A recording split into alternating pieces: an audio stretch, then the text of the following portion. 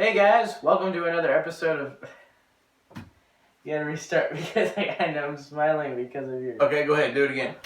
Hey guys, today we're gonna be reviewing Season 7, Episode 1 of the Clone Wars. We have been very excited about this and we can't wait to review it.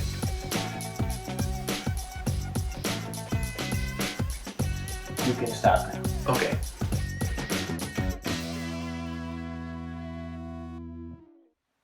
All right, and don't forget, this episode is going to contain spoilers for Clone Wars Season 7, Episode 1. So if you haven't seen it, go back and see it, and then come back and watch this, and we will talk about it together.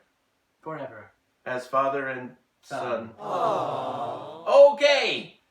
Season 7 of Star Wars The Clone Wars just came out. We were so excited. We've been excited. It finally came out. It dropped. Episode 1 is spectacular. Yes, I loved it. It is spectacular. Did you loved it? I did loved it. I did loved it too. It was so good. Okay, so it opens up, right? And you got Mace Windu and Anakin, and Rex walks in with Commander Cody, and they're talking about how, you know, they've been battling the droids and they're having trouble, and they feel like Rex feels like the droids are like honing in on what he's doing and all his battle plans. They're figuring it out. They're like, you know, putting the pieces, putting it together and all. Like they know his game. That's right.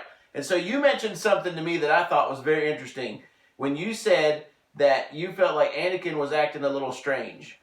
You remember that? Yes. Yeah, so Anakin was acting a little strange. We knew Rex was acting strange. And of course, we find out after he goes and talks to Cody that still believes that Echo is alive. Now, if you don't know remember who Echo is. Yes. Echo he first appeared in the episode called Rookies of Season 1.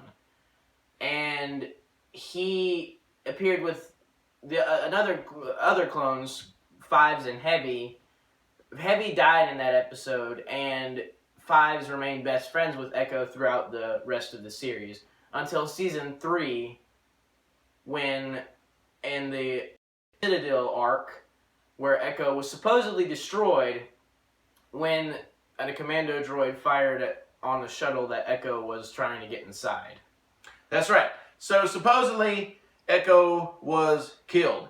Now, whether or not Echo's still really alive or somebody's got his codes or who knows what's happening. All I know is that I thought that was a really, really cool twist for the very first episode of Season 7. A very cool twist. Now, I also want to draw attention to the fact, and we talked about this while we were watching the episode, that we went back and we actually watched the Citadel episode again, and in those episodes is K2B4.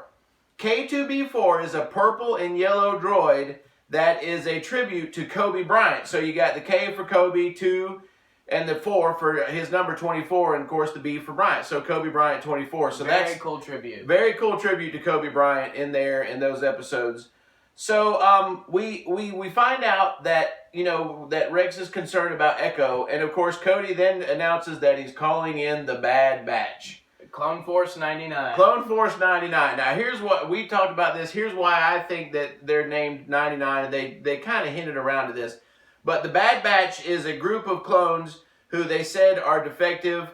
Now, we also saw... Cody referred to it as desirable mutations. Yes, well, they also had desirable mutations. Mm-hmm. So, when in the Clone Wars, I think was it Season 3 with ARC Troopers? Or Season 2? Season 3. Season 3, the episode ARC Troopers, there's a clone in there, and his name is 99. So if you go back and watch, you'll see clone number 99. Clone number 99 ends up sacrificing himself. He's one of those characters you just fall in love with. You just fall in love with the guy. He's what they would consider a defective clone, but he ends up saving the day. Such a cool character, and we feel like that's why the Bad Batch is named 99 after that character. Okay, so in the Bad Batch, we got Hunter, Crosshair, Wrecker, and Tech.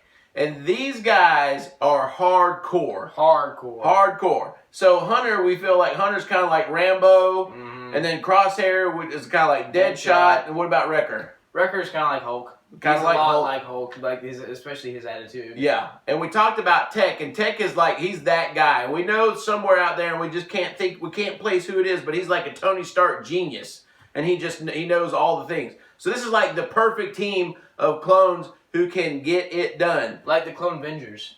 Oh, the Clone Vengers. I like Yeah, that. like Maybe the we'll Clone call them. Maybe Vengers. we'll call them the Clone Vengers. Who knows? One thing I specifically thought was cool about Hunter and the Bad Batch in general was, well, all their, like, first of all their different details are cool. Yeah. And, like, all the stuff that Tech was able to do with, like, mapping out the trajectory and all that of certain things. And then, how good of a shot Crosshair was and how strong Wrecker was. Yes. But I do love the knife that Rambo clone had, Hunter had. That was cool to see I see knives in this thing rather than blasters or lightsabers, the actual knives. Yeah. That was cool. I don't know if it's a vibro blade because it didn't look like it vibrated, but that would not be the first time that the Clone Wars animation people would do something like this. So anyway, but I do love his knife and how he was able to fight with it and like take out the droids. They were able to. It seemed like they were able to take out droids so much easier this episode than they were in all the others. Oh yeah. All right. So anyway, so they bring those guys in. Then they go to. Do you remember the planet they went to? They were already on Anaxis. Oh, that's right, Anaxis. I couldn't remember. Okay. Yeah, they were in Anaxis that whole episode. Mm-hmm. So, and then, of course, you know, in the very beginning in the announcement, they talk about Trench, but then we actually see Trench, who we thought was defeated earlier on in the Clone Wars, and then you said he comes back again. We do see him in Season 6. In Season 6, that's right, of the Clone Wars, you see him in Season 6. So Trench has been around for a minute, and he will not go away. Yeah, he will not go away. He's like mostly. He looked like he's mostly cyborg at this point. Yeah, which makes sense because he was an explosion. Mm-hmm. So they find out Trench is in command. They go on. They go to extract their. Oh, first of all, man, that scene where they take out all the droids was unbelievable. I mean, they just pick up part of the ship, move, shoot. I mean, that was so tactical. I mean, so good. I love how like Hunter was re-announcing what Tech was telling him with the numbers. Yes. Like 37, 5, or whatever he was saying. It was so cool how they did that. Oh, yeah. Deadshot, Crosshair was just sniping at the Absolutely. grenades, It was so good. So cool. And so then they finally reach their destination, and they pull the intel, and of course, it's the voice that Rex dreads. They feel like it's Echo. So then, of course, you know, they get their intel, and they take off, and that's the episode. So I think it was an incredible beginning to Season 7. I think they started off with a twist. They started off with anticipation for the next upcoming episodes. Mm-hmm. And, like, we're just, you know, we're very much looking forward to it. Absolutely. So as you and I have gone back and watched some of these Clone Wars episodes, we've had conversations of who we expect to see in Season 7. So one of our favorite characters who we talked about the other day is the pirate known as Hondo Ohnaka. Hondo Ohnaka, man, I love Hondo. That character is so funny, and he's just a great character. Because I've watched the Clone Wars since day one. Season 1, that you guys bought it for me. So I've watched it since day one, and I remember the first time I saw Hondo and then into Season 2, I remember not liking him. It's like you loved to hate him. Exactly. But then as starting to progress through the series, and especially in Star Wars Rebels, you start to love the character more and more. Oh yeah, absolutely. You just really fall in love with Hondo as a character. He's such a great character, so we hope to see him. I hope that we see some more Cad Bane. Oh, that would be... Because Cad Bane, man, that dude is a serious bounty hunter. He's one of my favorite bounty hunters of all time. He's pretty awesome. So we love Cad Bane. We hope to see Cad Bane. We already know we're going to see Ahsoka. That'd be cool to see her. It'd be interesting if they brought Ventress into it again. That would be interesting. I know what happened to Ventress in the Clone Wars, and it would be interesting if they at least mentioned something about what happened or like showed... I don't know. They probably wouldn't... At the most, they probably mentioned something. Yeah. So here's another thing too. My students and I were talking the other day, and we were wondering if this is not going to overlap some of Episode 3, the live action movie, a little bit. According to some of the trailer, it feels like it's going to. That's actually other videos I watched on the trailer, Easter eggs for the trailer, did say that it was going to be like Season 7 was going to be kind of a companionship to Revenge of the Sith. Okay, cool. So we could see some really cool stuff. We could see some crazy overlaps. Like this opens up so many opportunities. Yeah, it would be really neat to see them explore a lot of the things that we didn't get to see in detail in the movie, and now this is a chance to do it.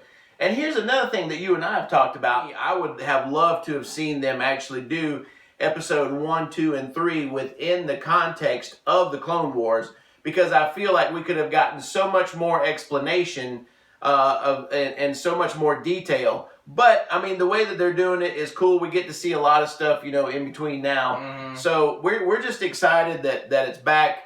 We're excited to see all these characters again. We're excited for Maul. I was just about to bring up Darth Maul because we know that that's going to be a big deal. I'm so excited. So it'll be very interesting to see Darth Maul in this. And here's something I thought of the other day, and I have not said this to you on purpose. I saved it for right now. How much does it stink in the Clone Wars, in the Clone Wars to be Obi-Wan Kenobi? You know why? Dude. Oh, wait, let me think for a minute. Do you know yet? Well, I know two things. But Alright, well here's why I think it stinks to be Obi-Wan Kenobi in the Clone Wars. Everybody is after him. I mean, everybody. I specifically thought about Maul, but when you of course, Maul is just bent on revenge. I mean, that we all know that. But I mean, man, Grievous comes after him. Ventress goes after him. Cad Bane goes after him. Who else? Everybody hates Obi-Wan Dooku's going after him. Everybody's after Obi-Wan Kenobi. How bad does it stink to be Obi-Wan in the Clone Wars? Because of how sarcastic he is. But he's awesome. I personally love Obi-Wan Kenobi. He's one of my favorite characters of anything ever. He annoys bad guys a lot. He annoys bad guys. And I love it when he does. Except Maul. I don't like when he annoys Maul. But other than that, I love it when he annoys bad guys. And he's a killer lightsaber fighter. He is a very killer lightsaber fighter. And he's very wise in the Force. He's very wise in the Force. He's very wise in the Force. You're going to have to learn the ways of the Force if you want to come with me to Alderaan. To Alderaan. Alderaan. Alderaan. Alderaan. Alderaan. Alderaan.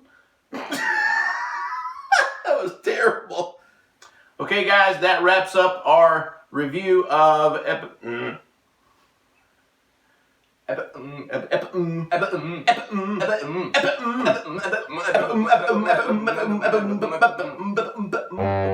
Okay, that's it for our review, if you will, of episode 1 of season 7. I can't say it!